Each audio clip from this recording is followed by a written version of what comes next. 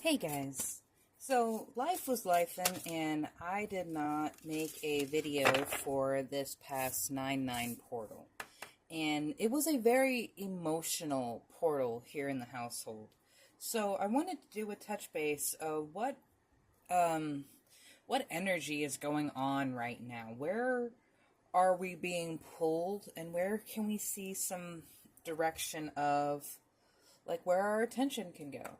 The surrender coming out here in the reverse, connected to both the Crown Chakra and the Sacral Chakra, the ultimate self and the core of creation.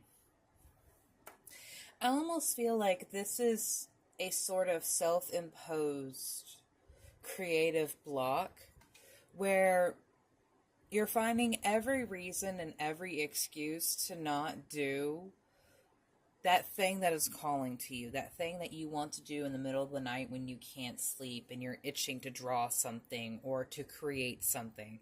I myself am teaching myself how to animate, and I'm teaching my mom alongside me with the tutorials that we're using.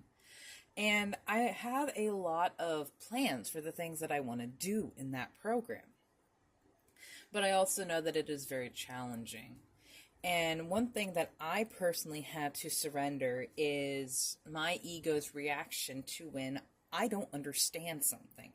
I was always a very intelligent person in school. I didn't really have to try hard for grades. And it made me very complacent when it came to learning new challenges and skills. And when it came to building my website, I had a very big challenge overcoming the obstacle that I felt like I wasn't smart enough to take care of it. It's been about 3 years since that happened, and I'm very happy with the website that I have now. But it took a lot of work to go back between the point of creation and the knowing that it was part of my path and something that I was supposed to do. I'm going to leave this out here. We have loving compassion and journey to wholeness peeking out. I'm going to keep that right there because I love the journey to wholeness card, but the artist drew things that are not compliant with YouTube. So we're just going to leave that right here. The journey to wholeness is truly the pursuit that someone takes to understand themselves fully. And that comes with a loving compassion, not just for yourself, but for the people in the world around you. Paradigm shift in the reverse and surrender in the reverse. This is definitely something that you yourself were trying to fight, but in that you were fighting the force of God, the force of nature itself. Oracle of the universe, spirits, please, what can we give this collective? What can we understand about where this blockage in the surrender is coming from? Let's look at that. Where is this occurring from in our asking our higher selves? Where is this occurring from? Our higher selves is the aspect that is part of our soul that is still connected to spirit. The higher self is not part of you. You are part of the higher self. The part of your soul that is using the vessel that you are in, that is formulated inside the ego that you possess, that is an aspect of your higher self. There is something so much more. There is the hunt and bond in reverse coming out here. So, especially with Pisces, this full moon was in Pisces, so there's definitely the correlation to the energy that it caused. It was also an eclipse, so something that may have been very tentative. Maybe this was a tentative bond, something that you were hanging on to that needed to be released. And the hunt in the reverse, I feel like there's a lot of distraction and a lack of focus. I like watching the therapy dogs and service dog videos on YouTube and TikTok and stuff. I really appreciate those people that advocate and speak for their animals. One thing that happens a lot with those dogs is people try to distract them, intentionally or not. And with these dogs down here, there's one facing the back and one facing forward. And that was supposed to be to make sure that you have, like, someone is on your six, someone is always watching your back. But I feel very much that there is a distraction here. 17 and 12 very close to each other. The number in connection with those I see is 5. And that is the number of change. Centaurus, healing. So there is a pair here. And again, there's a pair in the Pisces and in the Orion card. Fear in reverse. So clinging to another out of fear, Sirius, dog star, consistency. I'm hearing Saint Finnegan in my head. I surrender.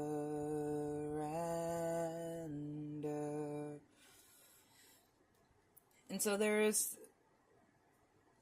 it's like staying in the comfort zone, staying in the safe shallows. You know, like in Subnautica, there is the deep mushroom forest, there's the Lost River, there's the inactive lava zone. But there's a lot of people that will just stay in the safe shallows in this equivalent where, yeah, waiting to be rescued, waiting for someone to come and save them. But I'm sorry, you're on Aurora. You're on the planet 4546b. That's it. I forgot it didn't have an actual name. Altera was the ship. Altera was the company. Aurora was the ship. But you're over there waiting for rescue out of fear, and there isn't going to be anyone that will save you but yourself. And I'm sorry if that feels harsh, if that feels like I'm being a bit of a bully, but there truly is like only so much. Forge, don't follow. There is something about yourself that cannot develop while you are still in this safe shallows. Like, that's the entire, again, going back to the Subnautica. You don't have all of the materials to build the rocket in the safe shallows. You don't have the uranium. You don't have the magnetite. You don't have the lithium to make the plasteel. You need to go out and venture. You need to go out beyond where you feel safe, where you feel secure. But honey, you're not going alone. So this fear is entirely self-imposed.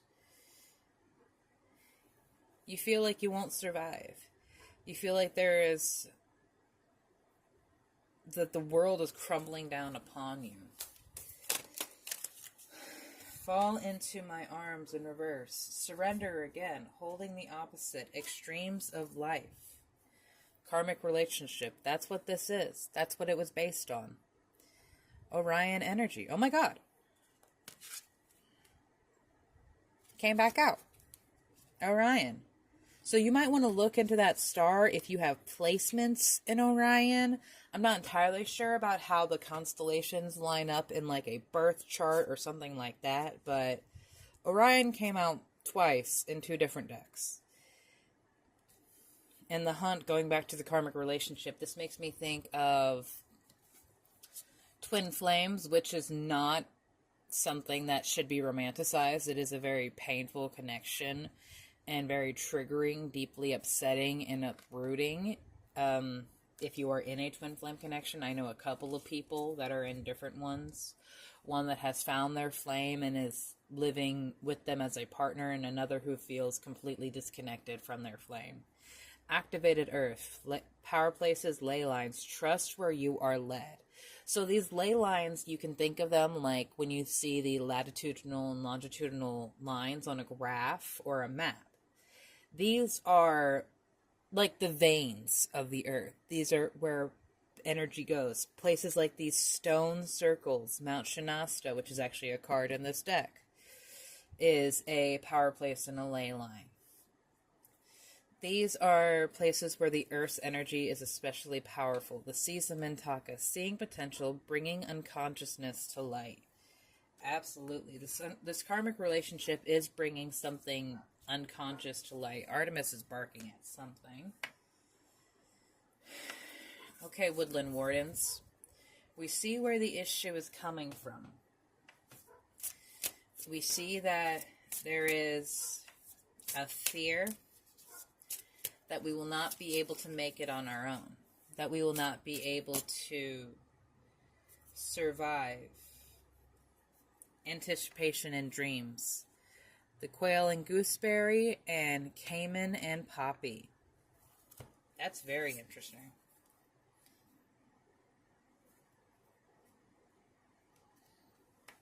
dreams and anticipation. In the reverse, it very much feels like there's something that's already soured. I'm remembering back to when I actually tried a gooseberry pie. It is very, very tart. It is an acquired taste. And then the caiman here. Caimans are those big lizards and reptiles that get confused between an alligator and a crocodile. A caiman is a completely separate thing. So I feel like there was, again, that acquired taste. Something that is unique, but people assume to be one way. Like, so I had a job a couple of years ago where I was basically paid to do a little bit of management, but to draw and watch Disney Plus because there wasn't much for me to do. And so I was in this kiosk box where there was like glass and people would come up to me for whatever they needed. And I would draw in that time because I was there for like 9 hours at a time. I needed something to do. Everyone would assume because I was drawing, I was becoming a tattoo artist. That's like the only thing that they could think an artist would do. And so it felt like every time I had to explain my dream and my plan, there was more dread built up around it. Like there was more, well, anticipation. People saying like, people coming back with like, oh, how's that story out? How's your story gone? Or like, how many sales have you made on your website? And all of those things can play into a self-doubt that pulls us back into a cycle of hermitage and isolations because we are so afraid of trying again. I have a lot of energy in my solar plexus chakra right now. I want to go back to the star seed. So yes, we are an acquired taste, and that makes us feel very bound to the people that we are comfortable around, and it makes us very codependent. I'm sorry, defenseless, riding past wrongs, uprooting. I feel like some of my collective here has been subjected to a lot of other people's biases and fears projected onto them. Like a father who is always pushing their son or child to be really good in sports, to be the biggest in the class, the toughest in the class. That person definitely has insecurity issues. Whatever people are projecting to the world, you can mirror the opposite of that. And wait, wasn't holding the opposite? Yeah. Holding the opposites. Fall into my arms, the extremes of life. Too far into one direction. Too far into a good thing. Too far into a bad thing. Too far into your head. Too far into yourself. You are a child of the cosmos. You have this loving compassion from spirit and source. But you feel disconnected. You feel unprotected. And this is something that you trust the timing. It feels like things, like it will never happen. It will never come. Okay, sorry, complete sidebar. I feel like there was a timeline jump because this, I swear, was 52 cards deck in a guidebook, not 53. But we're going to leave that because that's not part of this. It is interesting to note that timeline shifts, though, are relevant. Breathe in abundance. Beautiful one, you are here.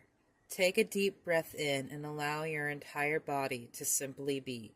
Amidst the noise, amidst the chaos, amidst the confusion in the outside world, a steady peace has been here with you all along, right inside your very being, just waiting for you.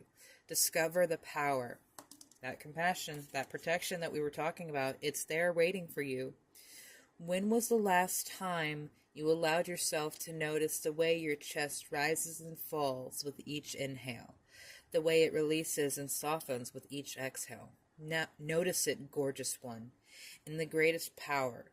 It is your greatest power, so accessible, yet so very easily overlooked. What were we saying about things being overlooked, underappreciated?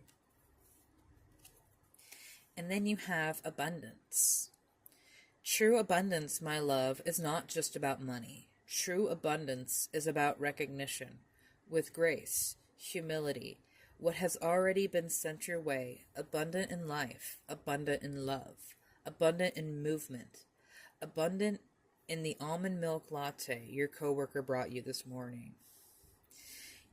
Start to appreciate the ways that you are already looked after. Start to build wealth in the little things, and you will find the rest comes easily. Again, that's the distraction that is pulling you away. Something that is making you want to focus on everything that has gone wrong, everything that has hurt you, and everyone that has done you wrong, everyone that has broken that bond of love and made you feel like you can't trust anything again. It is not your place to follow someone else's lead. It is not your place to stand on the sidelines while everyone else shines. You are going to create. Core of creation. The entire time we were talking in the beginning was about creation, was about something happening around you.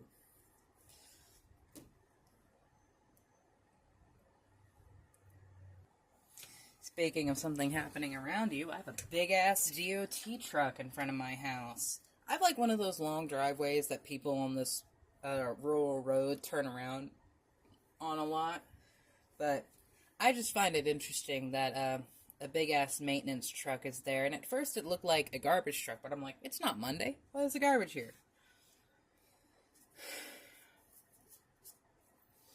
I feel like Lemuria wants to say a closing prayer or affirmation, because as we were stating, you have so much that is just waiting on you to ask for its help, to ask for something to come into your life. You have unique gifts. This is one of my favorite cards because it mimics to me a uterus. And again, going back to creation, this is the very seat of creation where we all were. And something that started so small, something that started so seemingly insignificant in some instances or to some people, grew up into something incredibly beautiful that's blossomed. And so your unique gifts are not something that you should put down, put away, or hide out of shame. Forge. Do not follow. No one has been you before. No one has had your dreams. No one has had your gifts. No one has had your vision. No one has had your voice. That is entirely the purpose of you being here. To heal from the things that you have endured. The things that you have overcome. To breathe. And find a consistency in having peace for yourself and creating. There will be fear. You will face imposter syndrome. I face imposter syndrome. Almost weekly, there's a moment where I feel like I don't have a right to say the things that I say, to share the gifts that I share, or to be in the position that I am. But by the gods, it's part of my gift. To be a teacher from my own experience. To be a healer in the voice, and to be the guide and warrior I wish I had. And it is on my own journey to wholeness that I share this love and compassion with you, my collective. Because we all deserve a chance to shine. We are not the Mirabelle amongst the madrigals. We are our own sunshine. We don't need something else outside of us to make us glow. We are everything.